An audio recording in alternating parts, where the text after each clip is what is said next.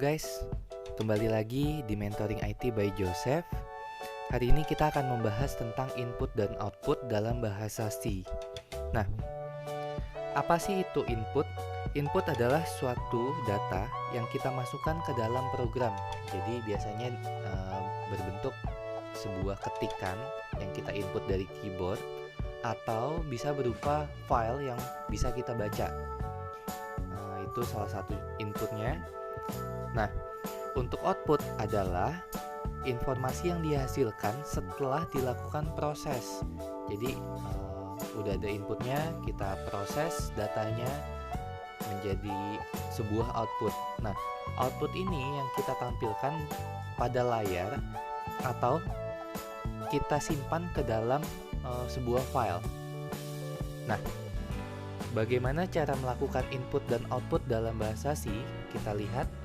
Untuk output, kita bisa menggunakan fungsi pada library standar bahasa C, yaitu printf, putchar atau puts dan sebagainya.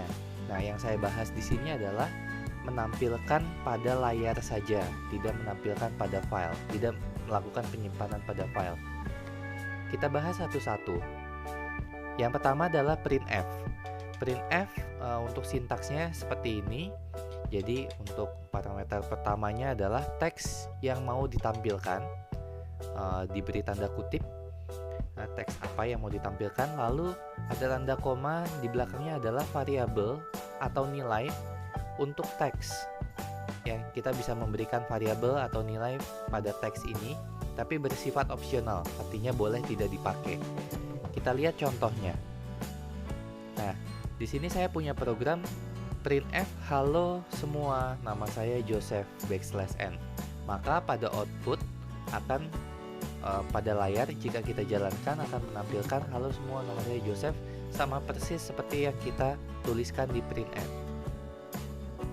Lalu umur saya %d tahun \n. Nah, di sini saya punya integer var umur sama dengan 25. Yang saya masukkan ke dalam printf var umur menjadi argumennya. Maka var umur ini akan dituliskan ke dalam %d-nya. Jadi hasil yang dicetak di layar adalah umur saya 25 tahun. Ya, ini untuk mencetak isi dari variabel. Dari sini kita melihat ada dua macam simbol ya. Ada \n, lalu ada %d. Kita lihat satu-satu. Ada yang namanya format specifier. Nah, di sini %d atau %i itu untuk menampilkan bilangan desimal. Lalu ada %s untuk menampilkan teks atau string atau yang kita kenal sebagai array of character. Lalu ada %c untuk menampilkan single karakter, jadi hanya satu karakter saja. %f untuk menampilkan bilangan pecahan atau float. Lalu ada %o untuk menampilkan bilangan oktal. Oktal itu bilangan basis 8. Lalu ada terakhir %x menampilkan bilangan heksadesimal atau bilangan basis 16.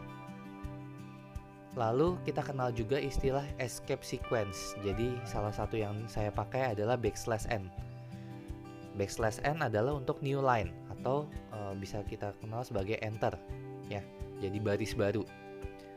Nah, di sini ada \a untuk bell atau alert, \b untuk backspace, \t untuk horizontal tab, \v untuk vertical tab, \r untuk carriage return, terus \petik 1 untuk petik 1 untuk menampilkan petik 1, \petik 2 untuk menampilkan petik 2, atau \/ untuk menampilkan backslash.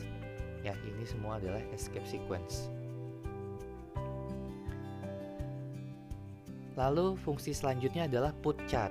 Nah, putchar ini hanya bisa digunakan untuk menampilkan sebuah karakter. Karena karakter berarti kita hanya bisa menggunakan petik 1.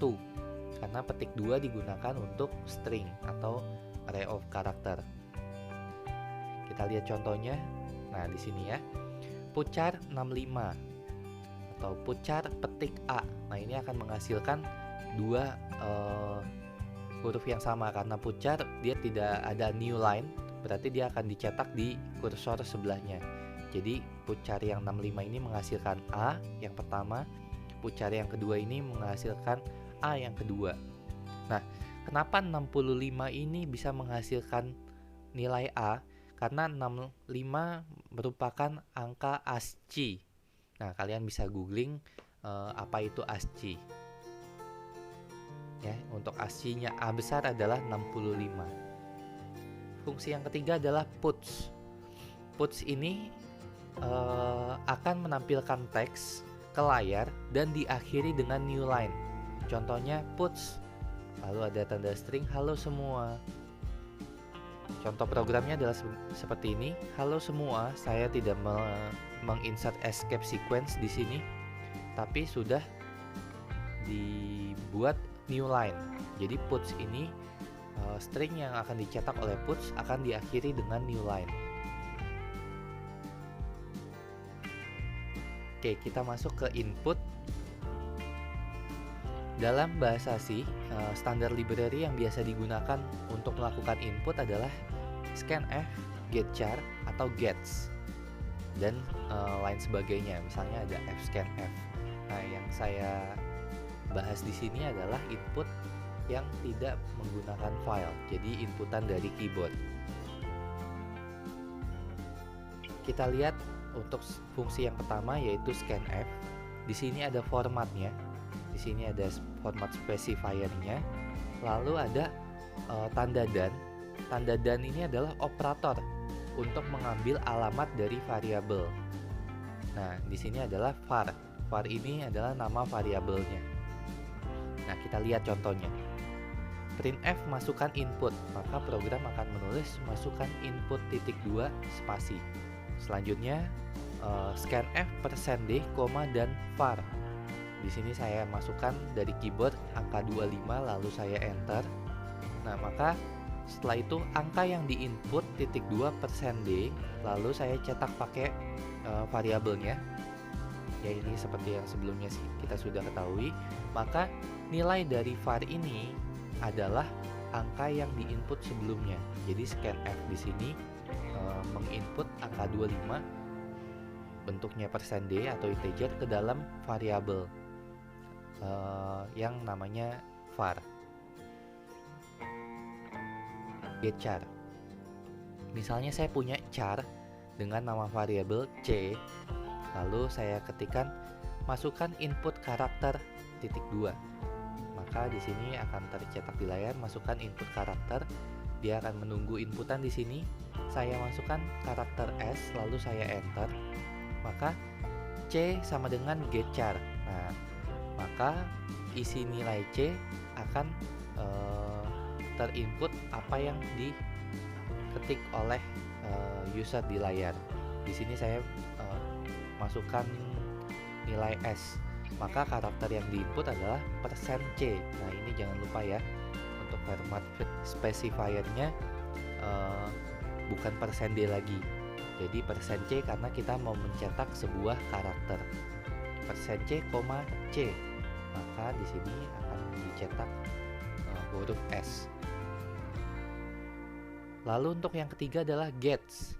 Nah, kalau gets di sini biasanya digunakan untuk array of karakter. Contoh di sini, char var nama array 10. Berarti saya punya var nama yang panjangnya 10 karakter.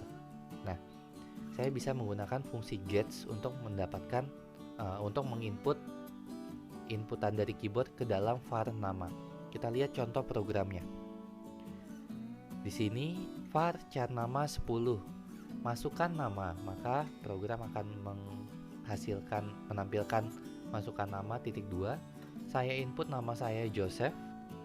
Lalu di sini printf nama yang diinput %s. Nah, format specifier-nya %s ya, karena dia string. Nah, di sini saya ketikkan var nama, maka dia akan menampilkan nama yang sudah saya input sebelumnya. Sampai sini dulu untuk format input output. Jika kalian ada pertanyaan, silakan isi komen di bawah. Jika ada hal lain yang ingin dibahas, silakan juga tulis komentar di bawah. Sampai ketemu di mentoring selanjutnya. Bye-bye.